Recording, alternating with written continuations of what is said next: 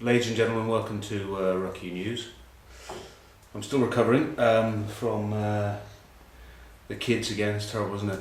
Yesterday, Jack and Mimi were blowing bubble gum, and because that's what their mums taught them. And Jack's little big bubble broke over his face, and Mimi comes running in. It's great, and he goes, "Daddy, Daddy, Daddy, come and have a look at Jack's face. He's got a face bottom just like you." Great. Anyway, rugby. Just looking at the site, who can stop the All Blacks Grand Slam? And I answered it correctly, I thought, with Graham Henry. I see our Graham has been very nice to the Irish. Very nice. Which is slightly different from the Irish journalists being to the Blacks.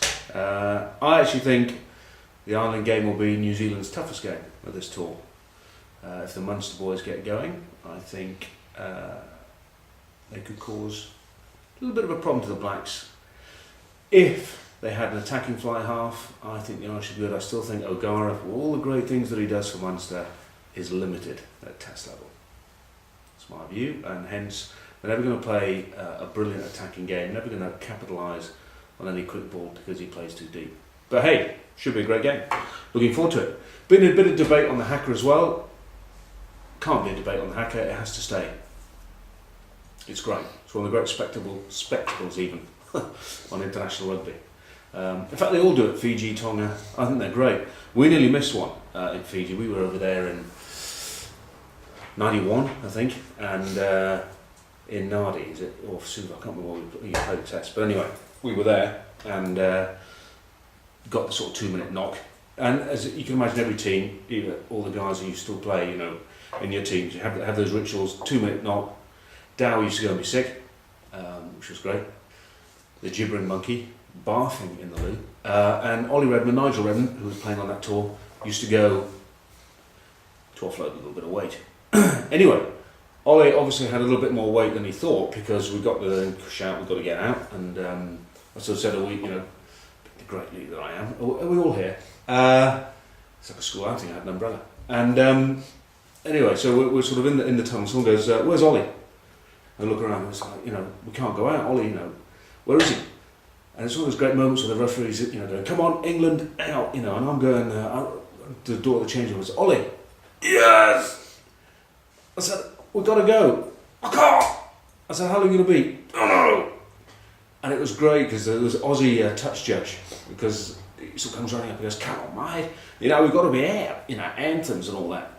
And Leonard, goes, "Don't worry, mate." He says, "That's Ollie. He's just seen a few friends off to the coast." And the great thing was, the Aussie referee looked at me, the touch judge, whatever, and said, "Mate, which coast?"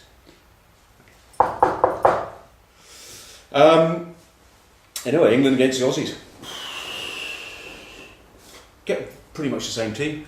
Stevens has gone, obviously, because Roundtree and John, I don't think he's brutal enough. And I think that's something he has got to add to his game. Nice guy. But he's got a little bit more of a killer instinct, give them a good kicking when they're down. Rest of it, I think the back row's great that they've kept that together.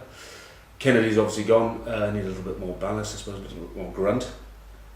I personally like the Danny Kerr, Danny Cipriani combination. I know Cipriani wasn't at his best, but I think he posed a threat. I think they both pose a threat, which is pretty unique for England for the last... Well, Dawson never even posed a threat, really, apart from his gob. So I like it. I think the midfield's got to fire far more. It's got to be fluid. It's got to be more understanding, more creativity.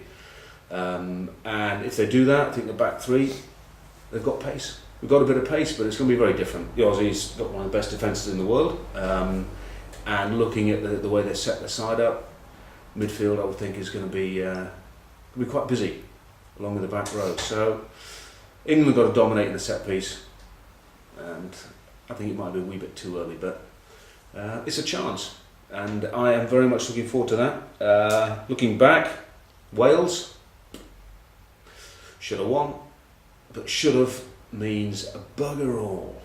The South Africans were there for the taking, and the Welsh didn't take it. Do you know, it's interesting. It's interesting to me. I looked at one little bit, Shane Williams' stuff in his book, and I think this sums up Wales' problem. Shane Williams is talking, about got me off in the middle of games, and I'm not, that's what some guys do. But the bit that interests me is what he was shouting. He was shouting, give me the ball, I can take a banner. You know, to me, you need players who are not thinking about me. I want to look good. You've got to have players who are sitting there thinking, what's the state of the game? Where are we on the pitch? You know, how do we need to play? What's the whole game plan? You know, it's thinking about the team, thinking about winning a game, not about, oh, I want to sidestep, oh, I want to look good and be sharp. That's what I want to. But you know, for me, Shane Williams, that is the issue with Wales. I don't believe they have enough guys who understand and have the mental edge to win the big games, and that's Gatland's biggest challenge. Personally, though, I think they could beat Canada. I actually do. I think it could go well for them this weekend. I heard a little snippet from Mr. Robert Jones, who said that the rain was awful down in Cardiff. Awful. He said, I walked 200 yards and he was soaked. He's only a small bloke. And he said that Dowie Joseph from the site, and Rich apparently, had to walk about half a mile to this meeting, and he said Dowie Joseph reminded him of a drowned rat. Although, to be exact, Robert Jones said, a very fat drowned rat, Dowie. And then apparently Dowie went off to Newport, which is really about your level, isn't it? Not a great place. Anyway, so Wales, yeah, I think Wales could beat Canada. Ooh, you heard it here first. I've got to mention, I know it's a bit late, but I saw, I'm going to come to Zinzan in a minute, he's been gobbling off about me. Mr. Pike, in the bit of a laugh, it's one of those things that you've got to repeat, new slang. I don't know if you've missed it, you've got to have a look at it, because I thought, you know all those phrases, and I thought the best one was going for a McShit. Entering a fast food restaurant with no intention of buying food, you're just going to the bog. If challenged by a pimply staff member, your declaration that you'll buy the food afterwards is known as a McShit with lies. I love that. A McShit with lies. Now I know Zinni's been slagging me off. You know, nice moustache by the way. Grey. Grey, you old, ugly bastard. All I can talk about Zinni is, I think sums Zinni up. We do a bit of corporate work, not lately, in the city anyway. And he was quite historic. I think we were doing it for a very good client, big telecoms company, huge telecoms company, at the top of a tower. Gives you a bit of a clue, doesn't it? Everything going really well. Zinni was there, I think Michael Lyon was there, maybe Fitzy was there. There was about 8 of the guys. And coming to the end of the evening, everyone had quite a few drinks, doing Q&A, it was very funny, and and this question, like the last question of the evening, it was quite a mixed audience. This girl sort of said, now you rugby boys, you've got a bit of reputation, how do you stay out of trouble? I passed on the question.